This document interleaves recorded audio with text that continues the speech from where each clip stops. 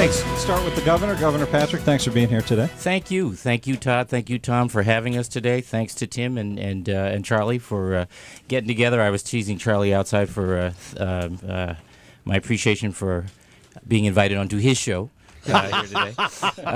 Listen, you're gonna hear a lot in a minute, I'm sure, from Tim and Charlie about what's wrong with Massachusetts. I just want to start with what's right with Massachusetts. We are coming out of the worst recession in living memory faster and stronger than the rest of the country. We had in April the largest single monthly job gain in 17 years, the third month in a row.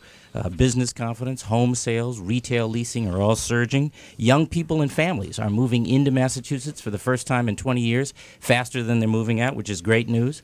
Meanwhile, we're first in the nation in student achievement, in health care coverage for our residents, in veteran services, in clean and alternative energy, especially energy efficiency. And we've got a great record on reform in terms of ending abuse in the state pension system. We've tightened the ethics and lobbying rules. We've shut down the Turnpike Authority.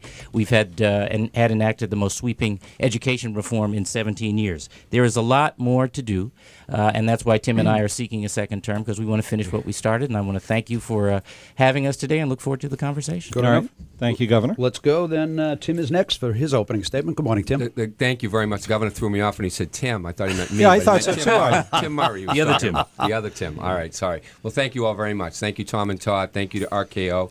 Thank you, Governor. Charlie, I appreciate the opportunity to be here. And thank you for including me as the independent in this race. It means a lot to me, and it means a lot to my people out there that I'm included. I also want to thank the Lynn Business Partnership. I'm supposed to be speaking there in a little while, and they've graciously allowed me to come a little bit late. So I'm going to leave here a little bit early, but given the opportunity to speak here to a wider audience, but also to a business group up in Lynn, which is a very important part of our state. I'm running as the independent because I think the party system has broken down.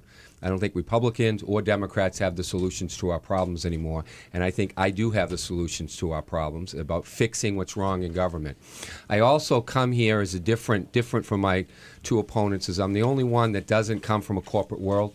I come from a small business background. When I was 23 years old, I started my own business in Quincy and ran it for the next 12 years. And it gave me the experience that I think is necessary and a voice that I'll bring to Beacon Hill that is often not there, which is the voice of the small business, the voice of the middle class. And I think that's what's missing in government right now.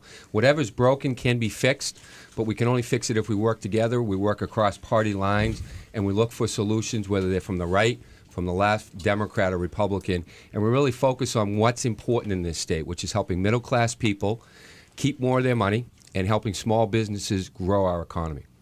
All right. Thank you, Tim Cahill. Thanks, Tom and Todd. I appreciate the chance to be here. I appreciate the governor and the treasurer being here as well.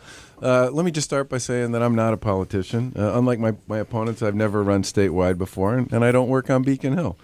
They're very good campaigners, and I'm still learning a bit about that. But what I have done over the course of my career is manage big organizations out of difficult situations and jams, and that's what the state is really going to need right now and going forward. For the past 3 years, the governor and the treasurer and the rest of the leadership on Beacon Hill have been raising taxes, cutting local aid, spending one-time state and federal funds, and not solving the state's fiscal crisis and kicking the can ahead. Today, we still face, looking forward into next year and the year after, a $2 billion to $3 billion structural deficit that's going to have to be fixed somehow, one way or the other, and this simply has to stop. People have had enough of this. They've had enough of state government playing by a different set of rules that they've been playing by as they've been tightening their belts and living with the new normal. And I have a plan to do this, the will to get it done, and the experience based on my career in turning around both Harvard Pilgrim and working in the Weldon Cellucci administration in the 1990s to turn around state government. My opponents are good guys, but they had their opportunity to reform state government and get the budget under control, and they didn't. I can get this done. I know I can get this done because I've done it before, and I look forward to the opportunity to serve the people of Massachusetts.